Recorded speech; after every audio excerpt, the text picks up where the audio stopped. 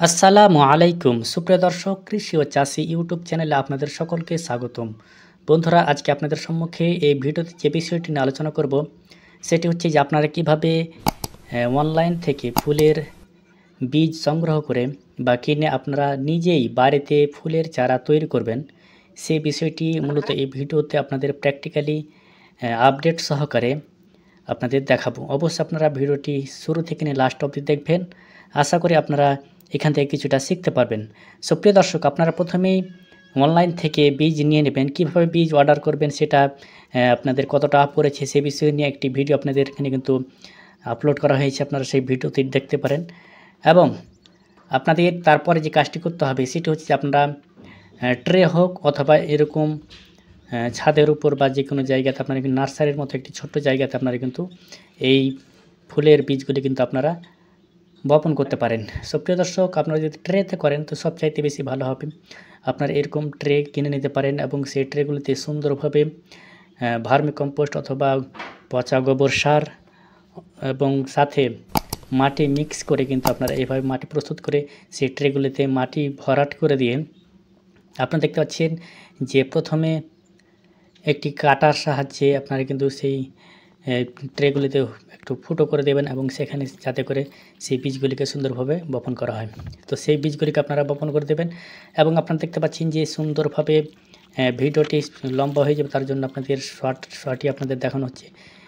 এইভাবে সুন্দরভাবে কিন্তু আপনাদের বীজ বপন করার পর আপনারা দিতে পারেন যে কোনটা কোন বীজ রয়েছে, এইভাবে আপনারা কিন্তু সেটাকে চিহ্নর হিসাবে আপনারা কিন্তু দিতে পারেন।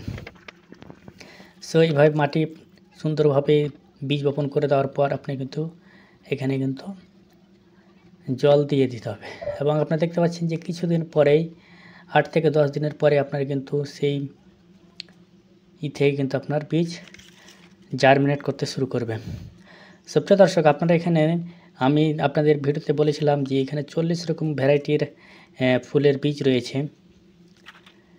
তো সেই 40 রকম ভ্যারাইটি আপনারা কিন্তু এক জায়গাতে দিলে কিন্তু এলোমেলো হয়ে যাবে, যার দরুন আপনারা কিন্তু এই ট্রেতে আলাদা আলাদাভাবে আপনারা কিন্তু সারিভাবে কিন্তু আপনারা আলাদা আলাদা ভ্যারাইটির বীজ আপনারা কিন্তু বপন করতে পারেন।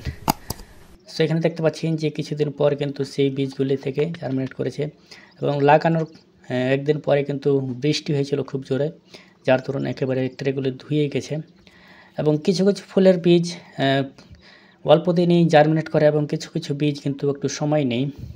সো আপনার যে কোনো বীজ হোক 8 থেকে 10 দিনের মধ্যে কিন্তু আপনার জার্মিনেট করে যাবে। সো এই সময় আপনার কিন্তু বীজ এই বিশেষ করে মার্চ মাসে কিন্তু বীজ যে কোনো বীজ জার্মিনেট করে থাকে ভালোভাবে। তো আপনারা অবশ্যই মার্চ এপ্রিলের মধ্যে যে কোনো বীজ আপনারা বপন করার চেষ্টা করবেন, সেই সময় জার্মিনেট রেটটা ভালো থাকবে। সো এইভাবে আপনাদের যখন বীজ থেকে চারা বের হয়ে যাবে এবং কিছুটা বড় হবে, সেই সময় কিন্তু আপনাদের অবশ্যই স্প্রে করতে হবে। সো স্প্রেটা কীভাবে করবেন? সো স্প্রেটার করার কারণ হচ্ছে যে আপনারা জানেন যে ছোট চারাতে কিন্তু আপনার ফাঙ্গাসের অ্যাটাক হয়ে থাকে। বিশেষ করে ফাঙ্গাসের জন্য কিন্তু আপনাদের স্প্রে করতে হবে। ফাঙ্গাসের জন্য আপনার যে কোনো ফাঙ্গিসাইড সাফ অথবা কম্বি প্লাস যে কোনো কার্বন ডাইজেব অথবা ম্যাঙ্কোজেব অথবা আপনারা ব্লাইটক্স দিতে পারেন, কপার অক্সিক্লোরাইড, যে কোনো ফাঙ্গিসাইড আপনারা কিন্তু এখানে 1 গ্রাম অথবা 2 গ্রাম প্রতি লিটার জলে স্প্রে করে দিতে পারেন। এবং যখন চারা দেখবেন যে 15 থেকে 20 দিন বয়স হয়ে গেছে এবং চারাটা একটু বড় হয়ে গেছে, সেই সময় কিন্তু আপনারা অবশ্যই NPK 19-19-19 আপনারা কিন্তু স্প্রে করবেন। আপনারা দেখতে পাচ্ছেন যে এখানে কিন্তু স্প্রে করা হচ্ছে এবং চারাগুলি বেশ বড় হয়েছে, কারণ আপনি ছোট্ট জায়গাতে সেখানে কোনো রকম রাসায়নিক সার দেওয়া হয়নি।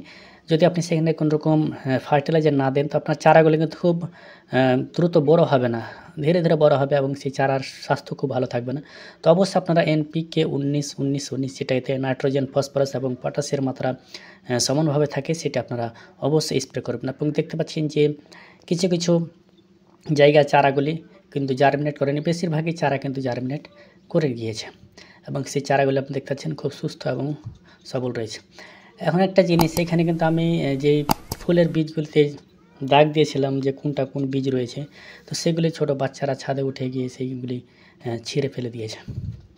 সো যখন আপনার চারা এইভাবে 20 থেকে 25 দিন অথবা 30 দিনের বয়স হবে, সো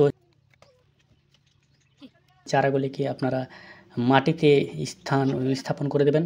এবং দেখতে পাচ্ছেন এইটি চারা রয়েছে, বিশেষ করে এটি ছিল সানফ্লাওয়ার অথবা সূর্যমুখী ফুলের চারা। আপনারা দেখতে পাচ্ছেন সেই চারাটি লাগার উপযুক্ত হয়ে গেছে এবং সেটিকে রোপণ করে দেওয়া হচ্ছে। এবং কোথায় রোপণ করছি আপনাদের দেখাচ্ছি, যে বাড়ির পাশে বাড়ির সামনের দিকে কিন্তু একটি ছোট্ট করে জায়গা করেছে এবং সেখানে কিন্তু এগুলোকে রোপণ করে দিচ্ছি।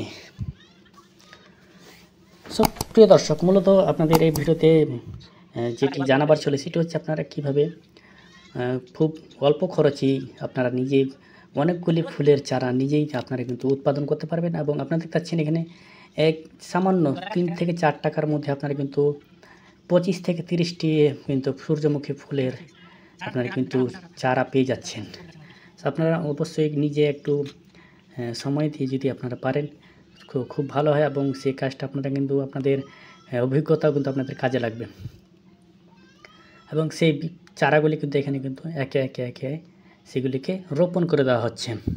সো প্রিয় দর্শক, এই ভিডিওতে আপনাদের দেখাবার চেষ্টা করলাম যে আপনারা কিভাবে নিজেই বাড়িতে ফুলের বীজ সংগ্রহ করে আপনারা ফুলের বাগান গড়ে তুলবেন। সুপ্রিয় দর্শক, কোনো প্রশ্ন থাকলে অবশ্যই আপনারা কমেন্ট বক্সে জানাবেন এবং ভিডিওটি ভালো লাগলে অবশ্যই আপনারা লাইক শেয়ার করে দেবেন। সুপ্রিয় দর্শক, আজকে এখান থেকে দেখা হবে পরের ভিডিওতে। ভালো থাকবেন, সুস্থ থাকবেন।